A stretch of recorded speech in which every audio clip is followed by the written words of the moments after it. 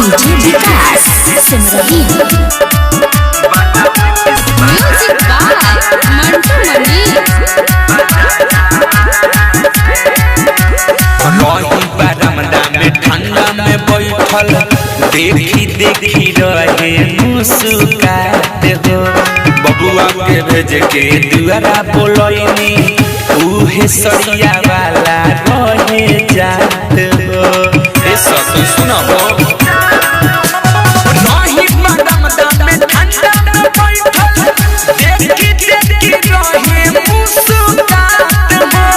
बबुआ के भेज के दुआरा बोलैनी उहे सरिया वाला रहे जाते हो।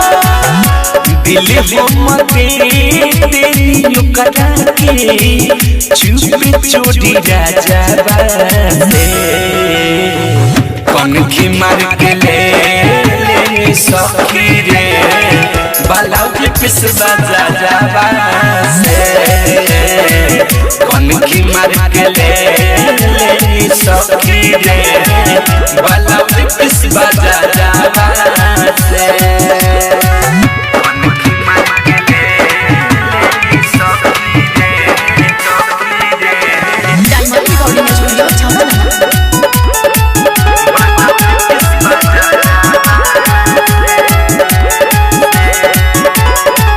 पहिरे खातिर चीन दिहल आवे खातिर दिन दिहल होके भी सवास नहीं रे प्यार की यकीन दिहल। पहिले खातिर चीन दिहल आवे खातिर दिन दिहल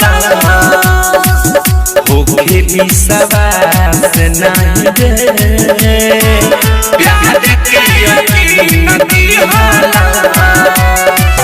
मालिक होके काट लिहले गालो अमर धोके सखी बाजा से कनखी मार के ले सखी रे बालाउ के पिस बाजा जावा से कनखी मार के ले सखी रे बालाउ के पिस बाजा जावा से कनखी मार के music by Mantu Mani DJ Vikas Simrahi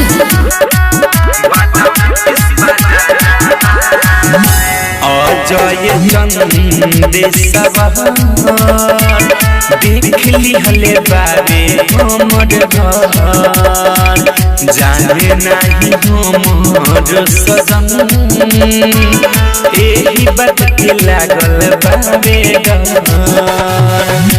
Ajay Chandeshwa देख लिहले बाबे हमर घर जाने नहीं हमर सजन एही बात के लागल बेटा।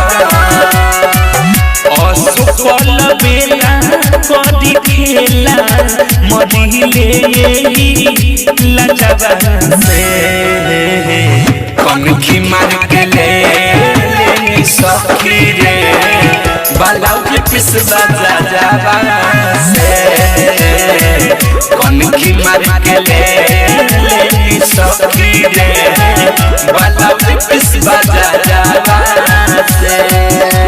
रही बरमदा में ठंडा में बैठल देखी देखी रहे मुस्कुराते हो।